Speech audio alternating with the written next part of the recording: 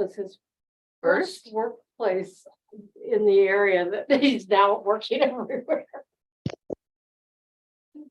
Okay, I'll get that.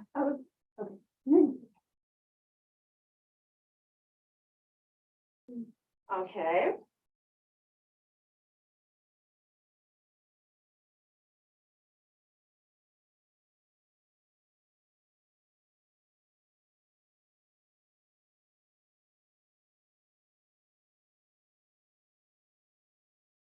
So how's the building coming? Oh, the paint did start. Hallelujah. It's primed. The I literally, inside? yeah, I stopped literally on the way here because Paula said it was painted and I thought it's just there early last week and it didn't look so much. So, but yeah, the prime's down. So, but there's just so many. Little thing. So I mean, the interior painting, floors, trim, all that is the least of our worries right now. The most of our worries are the elevator is still, Oh, We haven't got that yet. we sort of have it. But so many things can happen. And we still have concrete to pour and curbs to put in and asphalt to do. And the problem is this is the peak season for that. So yeah. every time we delay, our space in the queue goes further back. And so all that gets complicated too. So what's the estimated No. time? No, Summer, of some year? It was, I'm not saying anymore. yeah, Since we were saying spring for a while, and actually technically it is spring till June 21st, right. So summer. but more likely summer. And I don't want to speak, Paula, the head of our board is responsible for the project, so I don't want to speak for her. She's anxious, we all are. Mhm. Oh, I'm sure she's so done. Is she Well, anxious or eager? I don't, I always ask that Probably question both. as well, yes. Probably. Yeah. Anxious and eager and anxious, There's yeah. And the anxiety. staff is anxious. I mean, this Yeah. is a big thing, so we want to make sure we have plenty of time. Our clients, it's going to be complicated. So many of our clients, I mean, that's, they don't speak English. Mhm. We just had We're Moving translated into 14 languages and we're going to make a big sign. Wow. Because, I mean, we're going to send out postcards, but the postcards aren't in 14 languages. Yeah. Yeah, they'll figure it out. Yeah, That would they'll be a come. big- And word postcard. of mouth will help. Yeah. Yes. Okay, well, I think that we're pretty close to 9 o'clock and we often have some scragglers that come in. You're totally up to you. But I think we'll go ahead and get started. Today is June 4th. This is adult formation at St. Mark's. And today we're really honored to have Laura Garza with us, who is the executive director of the Glen Ellen Food Pantry. And we were just talking about the new building that's going up and looking forward to that being open and available to people. So, and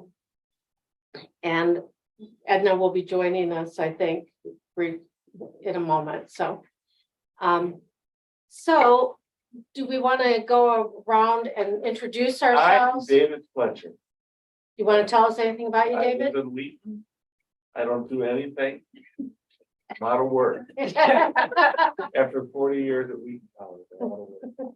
Is that a good thing for you? Yeah. great. Okay, good for you.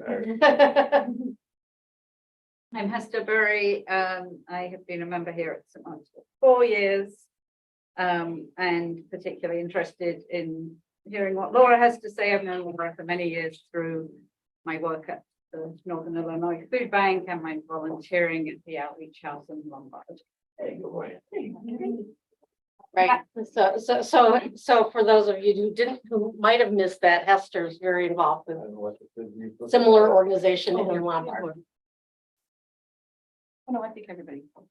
Okay, go Do ahead. we have enough? Yeah, I've got plenty more too.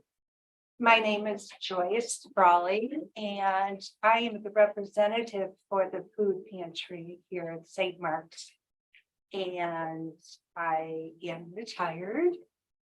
And I've been a member, golly, Jim, I Well, think we've 15 been, years, I think. yeah, close to 15 years. And we enjoy it very much. This is the Joyce Corner. And the Diet Coke corner. And the Diet Coke Corner. I'm also Joyce. I'm Joyce Fletcher, and I've been at St. Mark's for about 23 years. And I just this past fall started working part-time for the church, so I just work a few hours with Yeah. Is that how it's working out for you? Yeah. Well, I just tell him I'm going to work and he doesn't know where I am. Kidding. Comes back with bags from the mall. or something. And what do you do? for the church?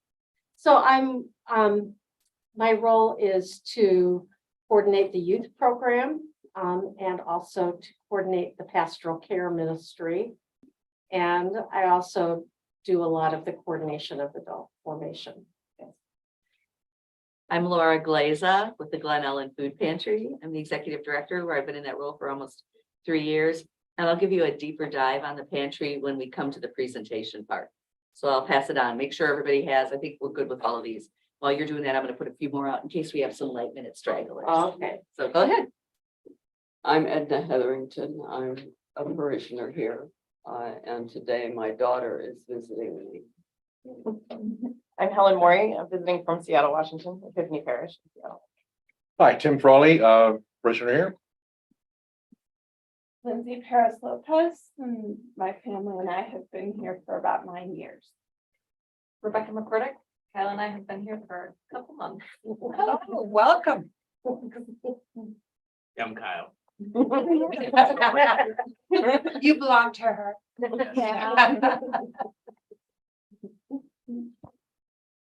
Shall I get started? Hi. Do Oh, it. yeah. So first, thank you very much. We've had a long partnership with St. Mark's, as we have with other churches in Glen Ellen, and we're very thankful for that.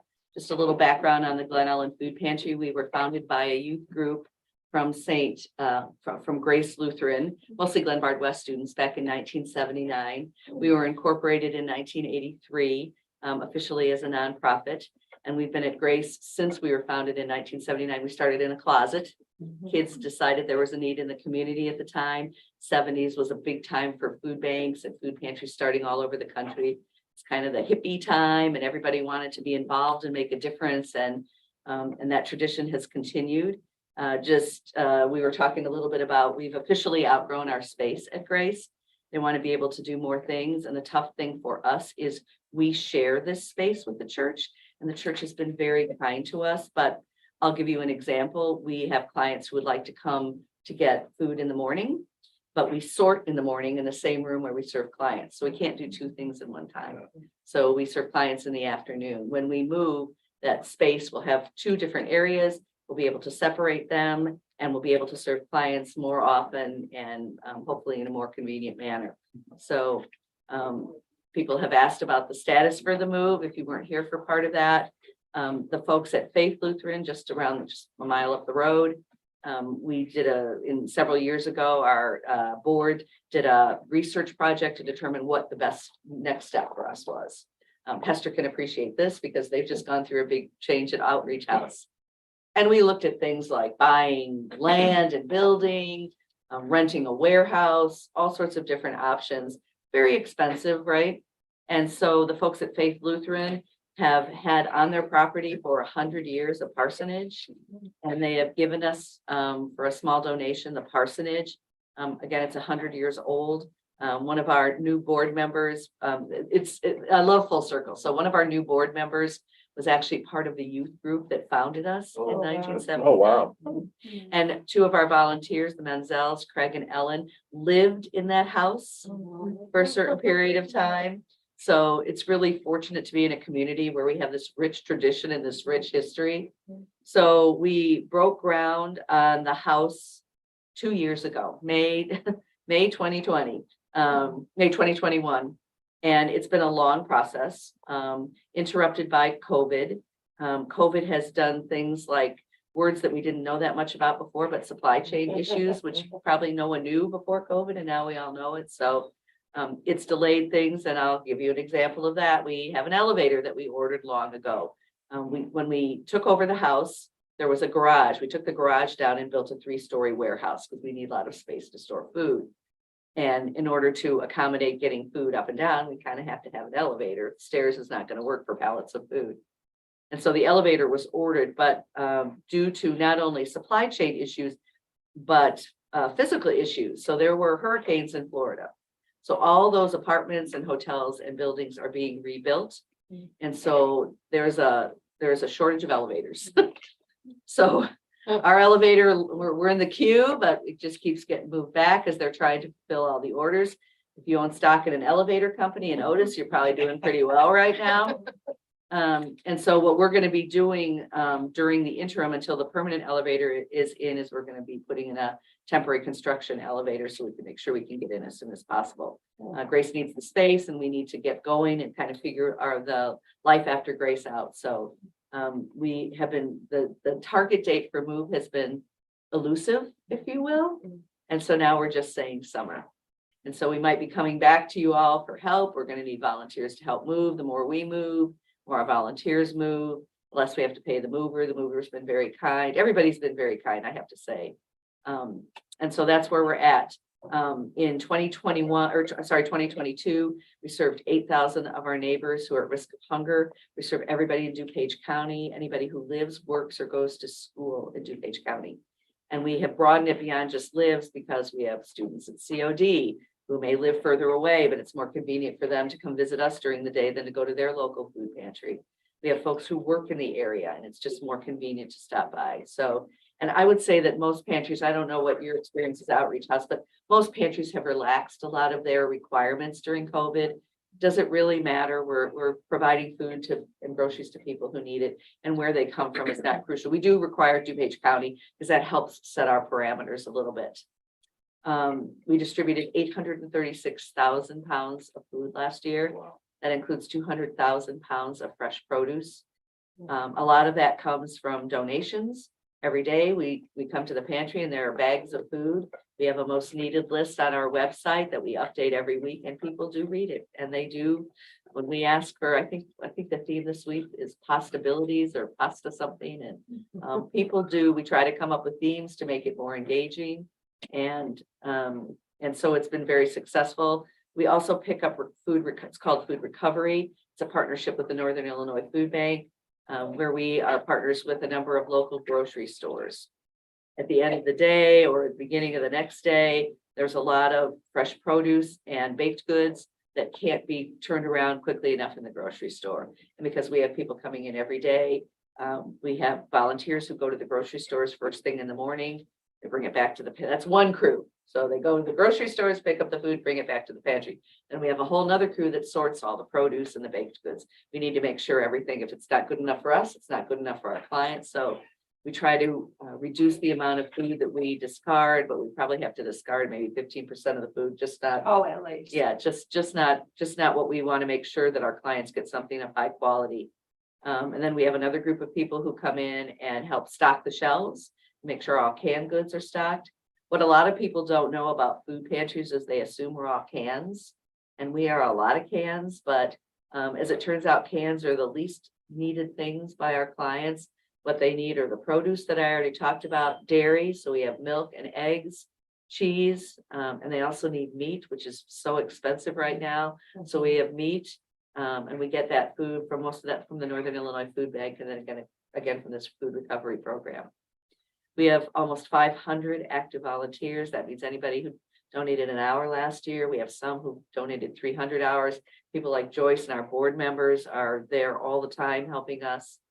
We have 10, 11, give or take, staff members, all part-time. Technically, I'm part-time. Here I am on a Sunday, just like you, right? We know how the part-time thing works. And so that's a little bit about the pantry. I have what we call our impact report. So I'll be able to share that with you guys, and I'm going to bring that to the services too. So if anybody wants to know a little bit more, it explains all the different things that I just talked about. And on the back, it talks about our partnerships. One thing that's kind of interesting, sorry, I'm talking so much. My daughters get so tired of hearing my voice. So in a minute, I'll take questions. We're not tired of it. Okay. So that's our in-pantry services. That's what we do in the pantry. And basically we tell kids when they come, a pantry is just a grocery store that's free. That's what makes us different from a soup kitchen. A soup kitchen is more like a restaurant that's free. And I should have started, I'll take it all the way back. We are part of a huge network. I have a chart that I didn't bring with me that I'm going to do from now on. The Northern Illinois Food Bank, or the Feeding America is, if you will, the mothership. Feeding America is made of 200 to 300 food banks around the country, all in non-overlapping service areas. We are serviced by the Northern Illinois Food Bank based in Geneva. The other big one in the area is the Greater Chicago Food Depository. Interesting fact about that, they wanted to be called the Greater Chicago Food Bank, but at the time, the city of Chicago said they're not technically a bank because no money was exchanged. So they have remained the Chicago Food Depository since also about 1979, about the same time. That the late 70s, early 80s was a big time for food banks and food pantries around the country. And then the Northern Illinois Food Bank and the other food banks serve social service agencies like the Glen Ellen Food Pantry, Loaves and Fishes, Outreach House, others in the area, and soup kitchens, etc. So we ladder up. We serve the Feeding America network. Actually worked at Feeding America a long time ago. You may have heard of it as America's Second Harvest, and then it was Second Harvest, and now it's Feeding America. The Feeding America network, I think, serves 1 in 6 Americans right now, which is crazy. Yeah. And the member agencies, it's about 60,000 member agencies around the country are a part of the network. So we are a huge network feeding a huge amount of Americans right now. And those numbers are only going up. During COVID, folks had a lot of support from the government with benefits programs, stimulus checks, SNAP benefits, which is the public assistance program, supplemental nutrition program. The percentages were quite high to help people get through COVID. And now they're back down to pre-COVID levels. And there was just a change made as a result of the Debt Ceiling Act. And I'm not going to get this right, but there are new requirements for folks that have to work a certain amount of time or make an effort to work. So we don't know. I don't know. Hester, have you guys thought about how that's going to impact? Do you think it's going to be more or less More or less people? coming to the food pantries. Yeah, Oh, it'll be more. yeah. So that's what we're Yeah, anticipating. as because well. some people will lose their SNAP benefits Correct. because of that work requirement. Mhm. It's mostly, I think I'm right in saying this, it's able-bodied people without dependents that they kind of have targeted, if you like, of having to work. But often those people are suffering from mental illness, disabilities, there's a whole bunch of reasons. I was gonna say able-bodied and able-mind. A little bit of both. We serve folks. Yes. Folks can come to the pantry once for our in-pantry services can come once a month for an appointment, and that's where they get a pretty robust selection of food, including dairy and meat and personal items. One thing that most people don't know is personal items: shampoo, conditioner, soap, toilet paper, paper towels, dish soap, dish detergent. Anything that's a non-food item is not covered by, you can't use food stamps to purchase. So, and those things are quite expensive right now. So once a month, folks can come in and get that. And then everybody can come in once a week. You just don't get, mostly it's produce, some canned goods and dairy products, the food that we recover from the grocery store. So you see some people every week. In 3 days last week, we had 100 walk-in families, which is a lot for us. We saw 100 new families just in the first quarter. I'm sure you guys are experiencing the same thing. I am going to guess, and I defer to Hester on this, when we move, I think our numbers are going to go up for a couple of different reasons. Our new location, which is there's the Jimmy John's on Park and Roosevelt Road, and then the Fred Astaire Dance Studio, and then Faith. We are on a more convenient public transportation line, so I think that will make it easier for people to visit us. We'll be able to offer more hours. And I think, and again, it's a new house. I think people will come just for curiosity. People who we may not have seen for a while are just going to come to check it out. So I'm anticipating more. When you guys moved, your numbers went up right away, didn't they? Just out of curiosity. So we're excited about the opportunity to serve more folks.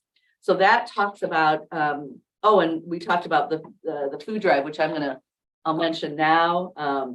Yay to Joyce, who managed this. June 11th is Food Drive Sunday, which is next Sunday. So we're collecting food for the Glen Ellen Food Pantry. Joyce. And so there will also be a drive-through. So if folks. I'll be on Saturday. On Saturday. From 9 to 12. My husband and I will be out there. So if you're shopping, just drive through, drop it off. We'll bring it inside. Make sure you check out the most needed items on our food drive list. It's on our website. It's updated every week. It's also on our Facebook page. We did 185 food drives last year. A lot of food pantries don't do food drives. It's kind of a conundrum. It's a great way to engage the community. It's a great way to collect food. It would make doing any kind of inventory system impossible because we have no idea what we're gonna, it's always a surprise. And so, but it's been a great thing for us. Another program that we have 2 other programs that I'll talk about. We started a birthday bag program a number of years ago. So anybody, adult or child, who is celebrating a birthday, they get a birthday bag during the month of their birthday. We distributed 1,000 birthday bags last year. And for some people, we had a senior who said it was the only gift that she got for her birthday. So it's a birthday cake and candles and napkins and things to help them celebrate their birthday. We have another club that started pre-COVID, but kind of kicked into full gear during COVID. We had a group of kids in Arborview, which is a neighborhood in South Glen Ellen, SoRo. I didn't know there was a SoRo in a north of Roosevelt Road and south of Roosevelt Road until I moved to half a block south of Roosevelt Road, and now I found out I am SoRo. A group of kids with a little red flyer wagon went around their neighborhood and collected food for us, so their own little food drive, and they called themselves the Kindness Club. And we liked the name so much, we asked if we could adopt that. So we have a Kindness Club. It's on our website. Under volunteers, we give kids ideas. Some kids sponsor lemonade stands and give a portion of their proceeds to us. Some kids give birthday proceeds to us. So all sorts of creative things. When they join the Kindness Club, they get a certificate that suitable for framing. I don't know if anybody does that anymore. And we give them a tour of the food pantry and we thank them on social. And part of thanking them on social is to encourage other kids to participate. So that's what's happened right inside the pantry. Amazingly, 60% of our services are not in the pantry. 60% of the folks that we're serving and the amount of food that we distribute is outside the pantry. So that includes a big partner of ours is the Kiwanis, who started the snack pack program a number of years ago. We distribute the Kiwanis actually assemble the snack packs and distribute them to local schools so that kids will have food to eat over the weekend when they don't have access to free and reduced meals during the school day. We distribute about 2,000 bags a month during the school year. And the Kiwanis are really excited about us moving because they do their assembly right here at St. Mark's in the basement. And it's not a huge room and it's an extra step to bring the food from the pantry over here and then distribute it. So once we move, when we're up to speed, they'll be able to do all that assembly project at the pantry and won't have to move the food back and forth. We have partnerships, small partnerships, but meaningful ones. Habitat for Humanity. I was just at a home dedication. Has anybody been to a Habitat home dedication ceremony? Long time ago. They're lovely, very prayerful, and it's just beautiful. And so it's a long process for folks to have these new homes built. And so we started earlier last year. We give each of the new families a shopping basket or a grocery basket, a laundry basket full of food so that they can stock their pantry and make our services available to them. We have a partnership with Senior Home Sharing. They have homes, they're senior living homes in Naperville and Lombard. We provide food to them. We partner with PADS. We provide snacks for the PADS program. So again, 60% of our services are outside the pantry and we only see that growing. So if you know of any organization who needs help with food, that's what we're here to do. And we try to accommodate everybody who needs it. So that's the pantry. Again, I have copies of this, the impact report. So if anybody has any more questions or things that are missing that we need to add, just let me know. I'm going to take a breather for a second. Does anybody have any questions? I'm one of those, so I don't know if you guys listen to podcasts. I'm a podcast person and I always listen to it at 1 1/4 time because I'm always in a hurry. But you could not listen to me at 1 1/4 time because I think I already talked at 1 I 1/4 thought we time. were listening to you. 1 1/4 time. Does anybody have any questions? Yeah, yes. Does anyone in the area, do you work with restaurants? So the trick with restaurants is there are certain requirements by the Northern Illinois Food Pantry or Food Bank from a safety perspective. And so if anything that's been in a restaurant is unlikely to be acceptable to us.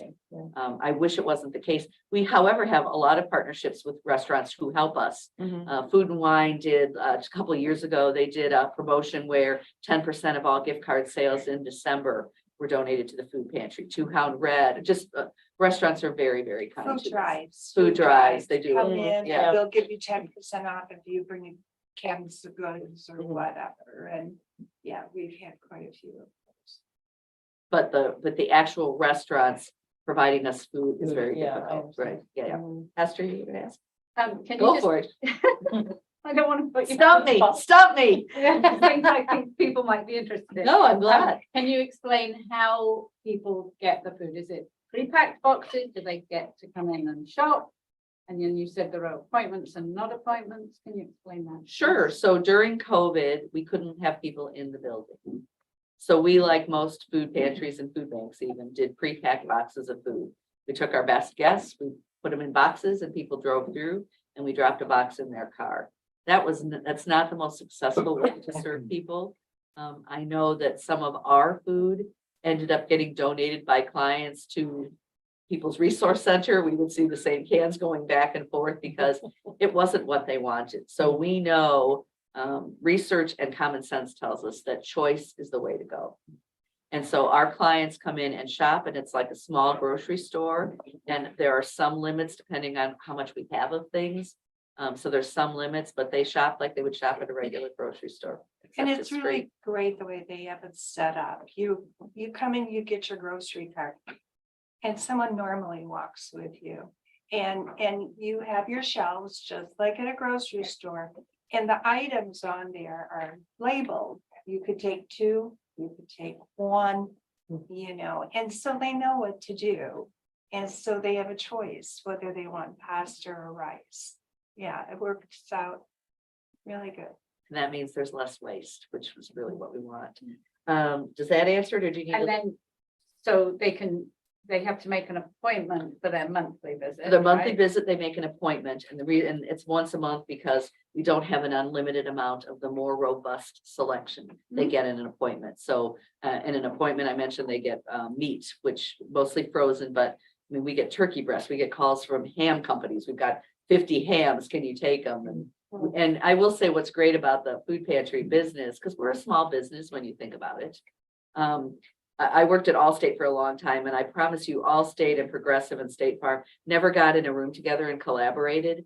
But in the food pantry business, we are talking to each other all the time. Hester and I are at meetings together. We get calls or emails from folks who say, I have 20 tons of beets. We can't use them all. Can you guys use some beets? So it's a very collaborative business. We know that most of our clients go to more than one food pantry, especially larger families, to make sure that they can meet the needs of their family. And then how does the walk-in piece work? so the walk-in, we just went this year, we're so contemporary. We now have what looks like membership cards, and everybody has a QR code. So they check in, we scan their card. That way we keep a record of everybody who's visited. And they also shop. It's just a different room with a little smaller selection. So they don't go in the room with the dairy products or the personal items. They go in the room that's predominantly baked goods and produce, some canned goods, but pretty limited. And can they shop there the week that they have their appointment No, as well? no. It's one or the other. No double dipping, Hester. And really, the appointment, you also get the same stuff as you do as a walk-in, so it Alright. covers both. Thank you. So how do people initially come to the food pantry, your intake process? So we always ask people how they find out about us. Really, Google is amazing. Pantries near me and we come up right away. So that's helpful. It also is a big word of mouth. There's communities of folks, and one person comes to our food pantry and they have a good experience and they tell their friends and they tell their friends.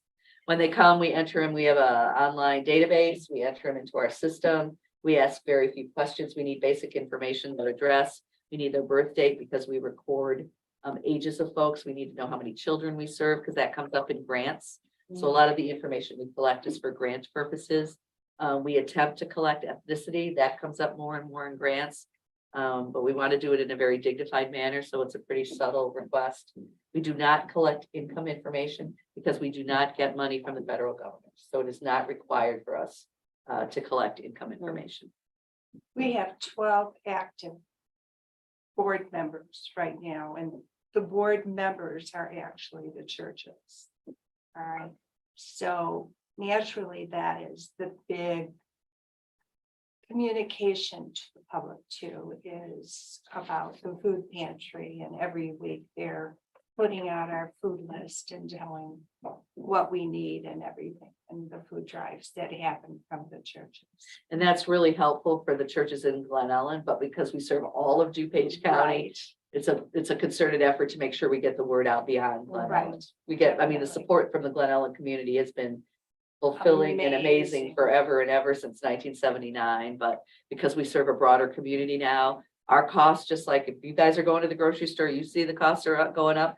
Well, the costs for the food maker or the food pantry are going up too. And while we get a lot of it donated, we have to purchase every day. We are going out literally making purchases every day in order to have enough food for everybody. And again, summer people are leaving, they're going to their summer homes, especially in the area that we live in. There's a lot more vacationers or second home people. So it's a real slow time for donations. So that's when we really need our shelves.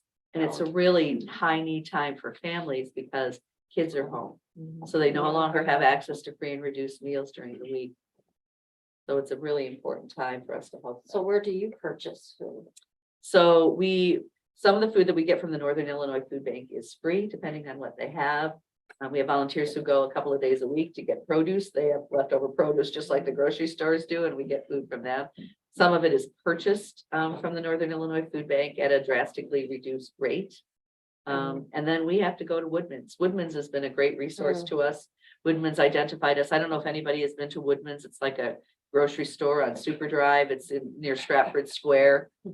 They have been very kind to us. Their employees identified us as their nonprofit of choice a couple of years ago over the holidays. And people can round up over the holidays. And the last 2 years, they've given us gift cards valued $4,000.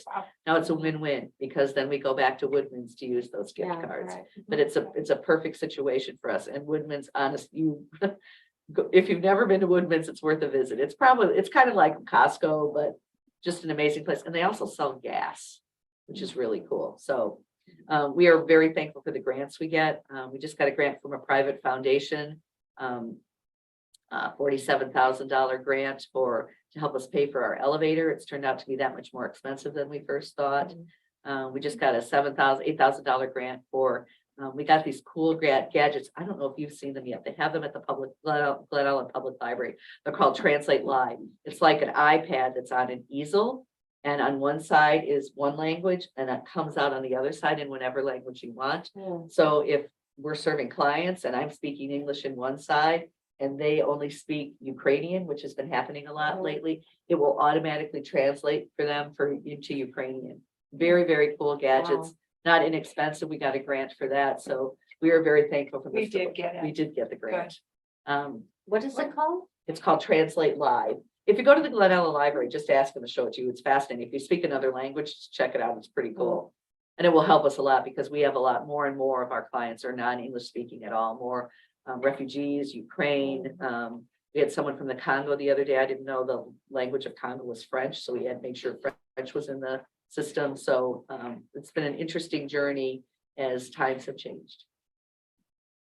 What I'd like to express about the volunteers, when food does come in that is donated, a lot of people are just going through their pantry and going, okay, I haven't used this, here's this, here's that. So we have, a table set up that we use, like 2-3 volunteers that have to donate hours and make sure that this food is not expired, so that we are able to give it to other people. So, I mean, there's a lot of labor, different kinds of labor that you would imagine with a food pantry. Who would have thought that? You go, oh, I gotta come to beans. No, wait a minute, can we get it? How about the pasta? So I just read an interesting article about expiry dates, Right. that they're very, Squishy. yes, that they're pretty much, there's no regulation over expiry dates on most food. And that, and so that it's up to the manufacturer to kind of decide. And so like a lot of canned goods, for instance, they say have an expiration date that is really, the food is still good. Right. After that expiration date, it sometimes might not be as flavorful, but It's still nutrition. yeah. But we have a list there. I don't know where. Feeding America and the food bank provides a list of listed expiration dates and how much past that we can go, and Okay, it varies by item. okay, But some of them are good So much, cans mostly are Cans. at least a year. yeah. yeah, Box. And good. so you are looking, so I mean, it's, You'll see that usually the dates are circled. We have volunteers who are Yeah. going through circling everything. Not so much what we purchased from the food bank, because we're pretty firm in that's Yeah. being, the dates are good, but all the donations that we get. And honestly, people will, we got donations. A friend of mine, she was so embarrassed when she realized some of the dates were dated 1999. Someone had, it was an older person who had moved into a retirement home and she was cleaning out her pantry and just gave us everything, and it's up to us to sort all that, yeah. Yes, 19 yes, yeah, I 1999. mean, well, you know, growing It's up, that just- nothing had expiration dates on it, and we ate things that. Of course, and we're had still been around around for a and while. we're still and alive. did not. It's a Yes. miracle. and Or we even drink get out of sick. the hose and we, you know. If you Yeah. take, if you take a food safety class, which is required by anybody who gets Uh-huh. money from the Northern Illinois Food Bank, you are amazed you're still alive. There's things, it's just crazy. So we're running tight on time, which I didn't think we Okay. were going to, but what I wanted to do today, the Northern Illinois Food Bank, in conjunction with another outside company, has developed this presentation to help people have a better understanding of the difficult decisions that our neighbors have to make every day. And so if it's okay with you guys, I'm going to go through that now. The decisions that our neighbors have to make, we're going to have you guys make the decisions for them. So green and pink, sorry, is supposed to be red. So we're going to go through some things. Tim has agreed to be the banker, and we're going to give this a shot. Now, I'm going to You have, need to go to Oh, share so I'm going to screen, share my screen. Normally I do this standing. I'm not good at sitting, and I need and to, then where is your presentation? I want to do this. Because I think you opened it. Yeah, where is it? I think, was it over there? No, it's not open, so let me open it. 1 second. Because it was open, That's what I thought. That's why. but it's gone. That's okay, we can reopen it. Maybe it timed out. So there's my presentation. Okay, so, Continue with Ellen. And then I need to share my screen. right, so that's the This is screen. the screen. There.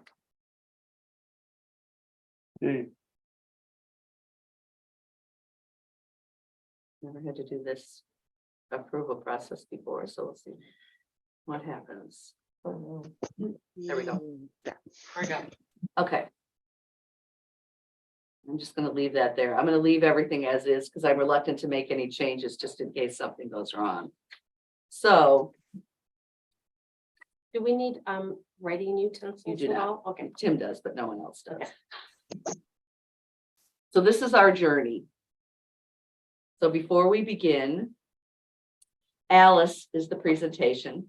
ALICE stands for Asset Limited Income Constrained Employed, because everything is an acronym. ALICE families are those that have earnings above the federal poverty level, so they're living just on the edge, just barely making ends meet, but below a basic cost of living. So this activity was used developing the United Way, ALICE Making Tough Choices simulation. ALICE in Illinois, despite working hard, these are working poor folks. People still hold jobs, but it's just not enough to make ends meet. Make sure this is going to work. It is. So you're going to experience some of the tough decisions. Now, ALICE, we're going to follow on the projector. There we go.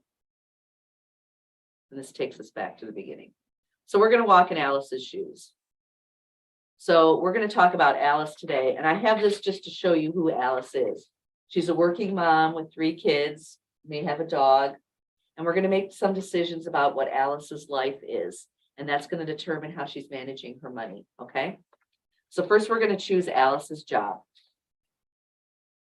So is ALICE, and you guys are going to vote. So is ALICE a teaching assistant at $15.80 an hour, full-time? Remember, she has kids. Or is she a nursing assistant, a little more per hour, 3rd shift at night? So someone might be able to take care of her kids during the day. So she earns $860 a week versus the teaching assistant who earns $632. So if you want her to be a nursing assistant, hold up your pink card. If you want her to be a teaching assistant, you hold up your green card. And I apologize to the people who are on Zoom. Hopefully you'll agree with the crowd. This is job, right? This is the job. This is, So I'm gonna do green so I can break the tie here. Teaching assistant. That means she earns $632 a week, Tim. am I supposed to count the number of votes or, No, I'll just do that. okay, All you need to record is $632 a week. okay. Allison, Illinois, 53% of Illinois workers are paid hourly. Think about that. 35% of Illinois' whole households are walking a financial tightrope. Okay, so now we know Alice's job. So now we're going to choose where Alice lives. Is she going to live in a single family home? So this is good. Now we're done with her income. Her income is at $632. That's what she has a month to live. So now we're going to talk about where she is going to. Go ahead. That's what she makes a week, I'm right? sorry, a week. Yes, Okay. 632 a week. So we should probably multiply that times 4. Right. Thank you for reminding me. That happened last time too. I'm not a mathematician. I'm a right brain person, not a left brain person. Change my vote. Okay, so 25, 28 a month. 25, 20. Okay, so now we're going to talk about what her main costs are, her main bills or expenses. So given the fact that she has a couple of kids and she's on a limited income, is she going to live in a single family home with 3 bedrooms for $1,310 a month or a 2-bedroom apartment for $850 a month? Show of hands, pink or green. Yeah, I think everybody usually picks green on this one. So Tim, that's $850 a month. In Illinois, just 1 second. Not easy to find a 2-bedroom apartment in Glen Ellen for That is. $850 a month. You couldn't even get a studio, I think. The decision we have to make. So bear with me. For goodness sakes.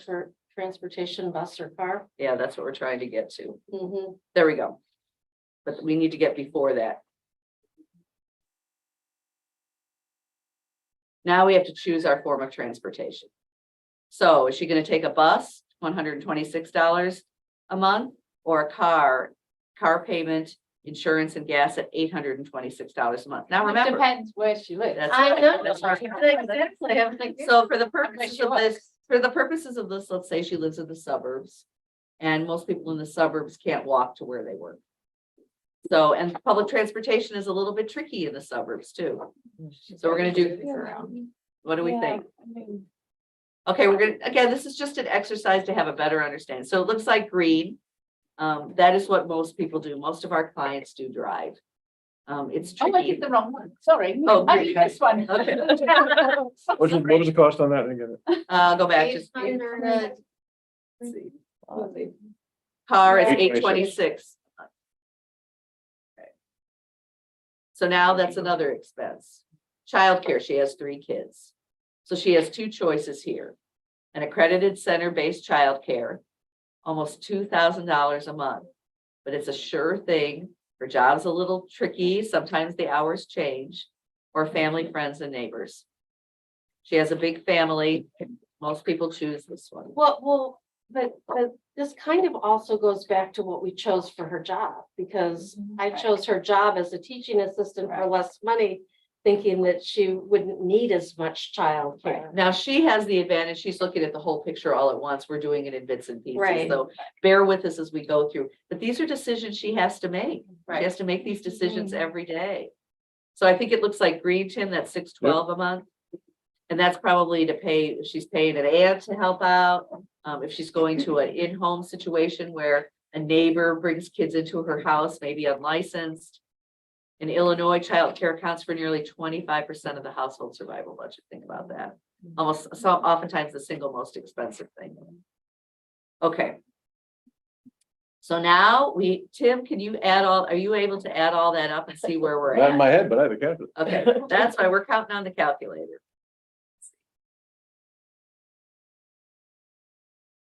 While he's adding up, I'm gonna get back to our, Okay, so far we're at 2288, which means she has about less than $300 left for everything else. so she has less than $300 a month for anything else that could go wrong. So think about that. And while these numbers might vary a little bit, these decisions are real life situations for her. We had a client who came the other day and she was driving a beat up BMW, but it was a BMW. And one of our other clients took issue with the fact that she was driving a pretty expensive car. But the car was given to her daycare provider, and that's what happens. So you need to walk a mile in someone's footsteps before you make assumptions. So now we know what standard month is for Alice. She has 200, what was it, 300. How much? is that? What do you, three, what's the total she has left? let me, I'll give it to you exact. It's less than 300. Okay, so let's say she has $300 a month. And So- remember, if she had been in the single family house, she wouldn't have anything. She would have She'd be nothing. In the 240 a deficit month. already. 240 a month is what she has. So now we're gonna talk about some of the things they're gonna, she has transportation issues. Now RLS has a car, so this is her issue. Your check engine light comes on, that happens to all of us. And your car starts making a weird noise. What does Alice do? What I did. That's right, I think It's hard everybody to afford it, that's what I do. You ignore it, Dawn, as long as you can. Turn up the radio. So what it says here, your car breaks down on the side of the road because of it. According to AAA, the annual cost of car maintenance is $792 per year. Tim, why don't you put, she may not be spending that, but let's put $66 a month for car maintenance. Okay. Is Okay. fueling involved yet? Not yet, we haven't even got that. Well, fuel was involved with the first car expense that we put in. Oh, okay. It said for insurance, yeah. for fuel, Fuel. everything. So that's day one. We've just added a little bit, what was it, $66, did I just say? I have the worst Yep. memory. So a possible $66 a month just to Mhm. maintain the car. Now we're gonna go to day two. She has $174 left. There she goes. Remember, she has a house now. Oh, no, she has an No, she apartment. It's on the work. Apartment. So she, fortunately, her furnace broke. It's the middle of winter. So Yeah. it should be the landlord's problem. Right. But if you live in low income housing, how long will it take the landlord to get that fixed? 100 years. 100 years. There you go.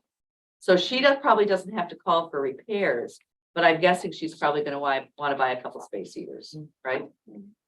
So we need to add $100, the one-time expense of $100. She's down to Good. 74. There we go. Day two's got me pretty beat up. feeling. That's only about 1 month though.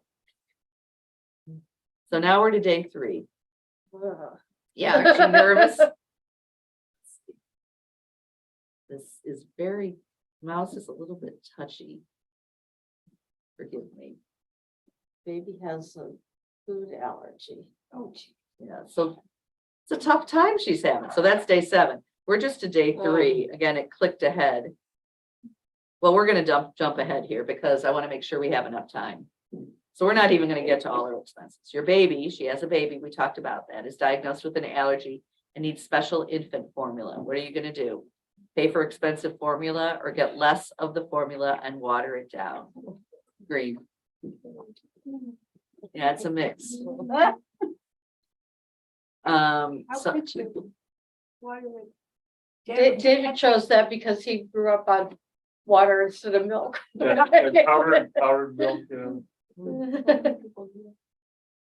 so the difference is a huge amount per month. What do we want to do? Should we just give it pink for the time being? Sure. So To go take to care- the outreach house and get. one. There you go. Go to your food pantry. If they have what They you have it. need. Mhm. You might not even have it in the store, right? And there's outreach houses in here, actually, Hester. Was one of Okay, the she has examples. $24 left. There we go. She has $24 left. Let's see if we can get back to another day. We're just gonna pick a few days. here. We're just assuming that breastfeeding is strictly for rich people. Or it's difficult if When you you have a work. fulltime job. Right. You can have a Pumping is breast- hard. Yeah. It's Or it very might be complicated. related to the allergy. For too. sure, or your child doesn't take Yeah. breast. I mean, there's Or you're just too stressed to for produce. sure, there's millions of reasons why breastfeeding doesn't work. And of course, that's a good first choice, but it's not everybody. It's not for everybody, or it doesn't work for everybody. But let's pick what day do we want to pick? Because we're not going to go in order, because we're a flexible group here. Whatever works for your. Let's go 5. Okay, let's go to 5. Let's see if we can get 5 up. Okay, here we go. It's your 10-year anniversary. You just had your 47th. So she's just celebrating her 10-year anniversary with her partner. You and your partner haven't been on a date in over a year. Imagine the stress that Alice is going through every day. Your mom says she'll watch the kids for you. Woohoo. What do? Do you make a nice dinner at home or do you splurge on a night out? Oh, yeah. Yeah, I think if you're a good cook and you can get food from the food pantry, you're gonna do a nice dinner at home. Now she's $3 in the hole. $3 in the hole. Oh, and there's a typo You're here. outing. Sorry. She wants to go out. Yeah, let's pick another I wanna day. Take Allison. Let's pick another day. What do we want? 4?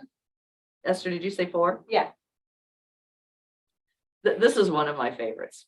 Your son's teacher has noticed your son has been squinting a lot. She recommends seeing an eye doctor. You have 2 choices. Ask the teacher if he can sit closer to the board or take your son for an eye exam. So I think Kicking my family. your first resort is to start with that, right? Of course, of course. So that's what, Kicking my house. let's see what Alice says here. Oh. A large percentage of allergy adults view doctor visits as too expensive. Unassisted visual impairments can greatly impact a child's. So when you also think about it, folks who have, are not nutritionally met, their nutrition needs are not met. What are some of the repercussions of that for those folks? What do you think? Growth, vision. Children, yes, for children, yes, they perform much more poorly in school. What else? They get sick more often. They get sick a lot more often. So they miss school. This is all, I have And then the statistics. parent has to miss work. That's right. So it's this vicious cycle. They don't have enough food, they can't learn, they get sick more often. The mom can't go to work, so she has less money for food, so it's this vicious cycle. And so that's the food pantry's job is to help fulfill that needs. Let's see. Oh, it didn't even say, some of them don't have a. Okay, we're gonna go back and pick a different day, one more day. So we're gonna wrap up here, since we're out of any anyway. Okay, should we go to 10? Yeah. Let's go to 10. It does ask you to check in periodically, and it's a good exercise for this because the goal here is that you feel the same stress that Alice feels. Usually shop at Aldi, which we have one right around the corner. Aldi is kind to us, but you can't find your family's favorite foods there. You drive, that's right. Or there should be, They have plenty of stuff at Old Paycheck. right, and also Yeah. think of the money you save by coming to the food pantry, right? So where are we at, Tim? Or how much We're in the hole? about $50 in the hole. $50 in And we the skipped hole. 5 or 6 days. We skipped 5 or 6 days. Now, this would be a crazy 10 days in anyone's life to have all these things happen at once. But it just we didn't do all the days. So it just takes a few things. And I don't know about you guys, but when something goes wrong, it tends to run in chunks, doesn't it? One thing goes wrong and then 3 things go wrong all at the same time. So we're going to look forward a little bit here. We saw the power of choice. So we all made the choices for Alice. Whether Alice makes the same choices or not, we don't know. It's up to her. One of the things that I like to talk about is by coming to the food pantry and receiving free food, that leaves her with money left over for some of these additional costs. So what are some of the big nuts that she has to face that we've already talked a little bit about? Classes, what were you say? Shelter, she has to have a place Shelter, to yeah, live. she has to live. What else? Utilities. Utilities, we didn't even talk about that, and Right. utilities have gotten so expensive. Although one reason I chose the apartment is a lot of times they have some included utilities. And a house is less likely to, so. Right. Telephone, not all of our clients, we just, so what's gonna happen when we move, and it happens now, the trick when we move is the parking lot's a little further away. And our clients tend to like to come early. I think clients are always worried that we're gonna run out of food. And truth be told, the better selection is first thing first thing. in the Well, shift. sometimes, Especially in the but produce. we get deliveries all through the day. And you replenish all day long Yes, too. so sometimes, somebody comes in at 11 and we just got a delivery from Walmart, they get really good. But there are people who think they need to Yeah. get there Oh, yeah. early, so Well, and some of them are working. Yeah. for sure, so they come when they can. So we ask them to text us or call us when they arrive, and then we text them when it's their time. But we have clients who don't have cell phones. And we talked the expense of phones, it's crazy. And so we are going to embark on the restaurant system, we're gonna get buzzers. And if someone doesn't have a cell phone, we'll give them a buzzer and we'll buzz them when it's their time. One cost that, in fact, just a slight anecdote, I worked with something called Shelter for All, which didn't work. We were housing some homeless people and didn't work out economically, but I continue to mentor. I met a friend of mine. We continue to mentor one of our former clients. He has a full-time job at a grocery store in Wheaton, making a couple of bucks over minimum wage. He works an 8-hour day at someplace else at minimum wage, so he works 6 days a week. He cannot afford to find an apartment in anywhere in the area. He goes to he sleeps in a cheap motel every night, which is less than rent. And that wasn't even one of the options, but it certainly is an option. And it's a horrible option. Gas, think about what the cost of gas, now thank God it's leveling off a little bit. Some people still have to go to even though they come to the food pantry, we can't satisfy every single need that they may have nutritionally, so they may have to go to the grocery store. Look at the cost of eggs in the last year. Milk, it's crazy. So medical costs, got into a little bit of that with the vision issue with the son, but child breaks a leg. Assumably they have some sort of insurance, but it's probably not going to cover it all, or the deductible will be quite high. Pays, yeah. So those are some of the things that if they can at least get free food from Outreach House and the Glen Ellen Food Pantry and other local pantries, it leaves them some disposable income for some of those other expenses that they can't get for free. So the bottom line here is that we have kind of experienced a little bit of the tough choices that low income folks have to make. And again, these are not always unemployed folks. These are low income folks. They're working poor with families who are just trying to make ends meet. Are there any government things that Alice can think, Yeah, she didn't get into that here. She probably is eligible for SNAP, so that's food stamps. But I think Alice is She may be not higher eligible because of for her, because the income they're level that above she is, yeah, and that's Yeah. even changing. They're making it a little more difficult, so she may not be eligible. So it's a trick. Sometimes it's a problem that people face. Is it better to not work and get supplemental income from the government, which is not an ideal situation either. It's a self-fulfilling prophecy. So these are just really, really difficult decisions. And the goal here was to just present you with some of the decisions that Alice has to make. Not exactly, this is a general national program, so be a little bit different here in DuPage County, but the idea is to give you some sense of what's going on. Is she more eligible for benefits because of her dependents? More dependents, more I benefits, think so. for sure. Yeah, Yes. so the level for SNAP goes up. the Yeah. More people you children have that in your you have in your household. family. Okay, Yep, for For sure. sure. but she's probably still. Yeah. Just about it, yeah. Well, something that struck me, the village had a request for public commentary on the idea to devote a piece of property to affordable housing, and there's It's the one on a formula Roosevelt for Road what's where the affordable. old hotel was. And what I noticed when I went to enter my opinion about it was that there are great many of the comments said there's plenty of affordable housing here on the south side of Roosevelt Oh, Road. give me a. I told you so, Ro. I told you that. So I will say that, Affordable for whom? well, according to the village, who has a self-interest in reporting it in thusly, but according to the village, we provide more affordable housing by percentage of population than many other communities in the area. I know in the village. Well, Glen we're Ellen. richer too, and we ought to provide a That- whole lot. I'm not disagreeing with Yeah. you. And That's we like a have more apartment buildings than Wheaton has. That is Yeah. correct, but especially by percentage, because we're much smaller. So there are times when the village thinks we've already paid our price, we, made our contribution. The truth is, there's not going to be enough for anybody right now. The country can't accommodate all the needs that we have. I will say that there is probably enough food in the country to feed everybody. The quantity of food isn't the issue, it's transportation, it's getting food to people and getting food that they need to people. That's been a conundrum for a long time. We're lucky we're in a pretty high traffic, easy transportation area, so it's not too difficult, but the rural poor, it's a very complicated thing. They talk about food deserts, and those are a lot of times in rural areas where there aren't.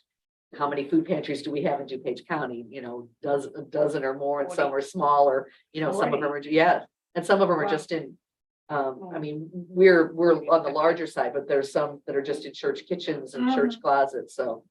We are not considered a food desert when it comes to pantries. But we also say that hunger's around every corner, and it's hard to accept the fact that 56,000 DuPage County residents live below the poverty line, 56,000. Wow. So think about that. I worked at College of DuPage and I kept, like food, like clementines and protein bars and stuff in my office because I was a counselor and I would see people who were really hungry and how can they be students? How can they think? How can they make decisions? How can they do what they need They to do? can't, that's the problem. Now, when they're College of hungry? DuPage has a small pantry. Well, they started that later, yeah. Yeah, and we've been working with them. In fact, they had a really great person who was in charge of the program and she just left. So you need to meet with their new people. So there are new opportunities all the time. Thank you so much for being here. We really hope this was helpful for you. Yeah, they have to go to the choir. Okay. That's important. So does anybody have any questions on behalf of the Glen Ellen Food Pantry? Thanks for, and Outreach House, because we're all of this together. Thanks for learning about the tough situations that Alice and other low-income working poor have to make every day. That's a very good exercise. Yeah. Yeah. Yeah, it really is. Yeah, it really shows. I've done it in, technology is not my friend, but this worked out okay today, I think. So so I'm thankful for that. I've done it for larger groups. I could, you can do it for any size. I could hand out hundreds of these cards in the audience and Right. still vote. So Yeah. I'd like to do it more often. If if we can present it to a larger group at the church, or if you know other organizations who would benefit from this, just let me know, because I'd be happy to share the presentation. That'd be great for them. I was thinking that Oh, too. that's That good. would be a really good activity for the youth group. And it's good training. It's Yeah. Good on teaching. Well, It makes, Yeah. it's a thinking exercise, and that's what's really helpful. It makes people think about things they wouldn't ordinarily think. about And I thinking. think it's also an empathy exercise. For sure. To imagine what that life is like and the challenges of that. I want to do it for our board too. Oh, I think you should. Oh, I think you definitely. should. And Not everybody gets it. oh, I think the majority of them do, but it's black and white when you see it like that, how fast it dropped. Right. I Right, mean, Thank you, Tim, to our banker. when we didn't even Wait, fix it finish all of it, we right, were in the hole already. right. Well, and if you think of like Tim talking about his mentee who's Right. working a couple jobs, but can't make enough even for a A little studio place to tent. live. And sometimes that's also like being able to make that commitment for a year, like the lease requirements And, and so and forth. But- also Last looking month. for someone to share it with. Right, You Yeah. know, it's just not that easy when you're older to try and find someone that you want to live with. oh, I know. Yeah. Sometimes you're stuck with that. for- The other thing I think people don't realize is that if people are working part-time, a couple of part-time jobs, especially in retail, their hours are very unpredictable. And no benefits. And they're not getting insurance. No Right, benefits. Yeah, and they really don't know week to week how many hours they're gonna work, right. which is really hard to The budget. unpredictability is really I mean, hard. retail is so kind of fluctuating, they'll say, okay, you can work 10 hours this week. And Yeah. 4 hours Yeah. left. The And next places yeah. will say, well, we have insurance available for people to purchase. But when they don't know how many hours they're working or they can't afford insurance. And the outcome is most working poor are underinsured. Right, Oh, So if yeah. there's a problem yeah, and they have high deductibles, if there's a problem, that $30 in the hole becomes $1,000 in the hole pretty Mhm. quickly. yeah. And just think, God forbid, she broke her leg. For sure. Happens all the time. I was biking. I went over the shoulder, Mhm. handlebars and dislocated my shoulder. I had enough insurance, but who knows? Right, And you can always say, my kids, when one of my daughters was moving back to Chicago and there was a lapse of a week in her insurance, it's just the way that it. So for a Mhm. week, I was really nervous for her. yeah, She just said, "Oh, Mom, I'll be careful." She was pretty nonplussed by the whole thing, Yeah. but for a week, I was pretty you're nervous. holding your breath. Right, right. It's great to be young and think nothing can Yeah, happen. to you. I'll be okay. Okay. If I break my arm, I'll just wait a week. Okay. Invincible. Yeah, exactly. Well, thanks, everybody. We're at Thank you. time. Thank It's you. about a full hour, so I want to thank you guys very much. Again, if you know any other groups that you think might be interested, thanks to Tim, our banker, and thanks to Hester, who, from her experience at Outreach House and the Northern Illinois Food Bank, helped make this a more robust presentation and added her own facts and figures that I don't always have. You're doing great. Thank Very well you. done. Good luck with the. Yeah, well, you Getting guys to will that be, finish you line. guys will be invited whenever it happens. But don't mark your calendar yet, that's my advice. Thanks, everybody. We'll see. And if anybody's, gonna go- interested, actually, you guys are welcome to have that too. And again, I'll I'm have gonna those. go ahead and shut down Zoom. It was great seeing y'all. Okay, thank you, Thanks. Laura. Thanks, Laura. Sorry, I know it's not great for people. Was Laura the only one on Zoom? Yeah. I was at this point, yeah, Yes, which is unusual, but sometimes this, people watch it on YouTube. they or- really do. Okay? Was it okay for you? It was great, actually. It was Was- wonderful. Yeah, no, it worked wonderfully. Okay, good. I want to make sure that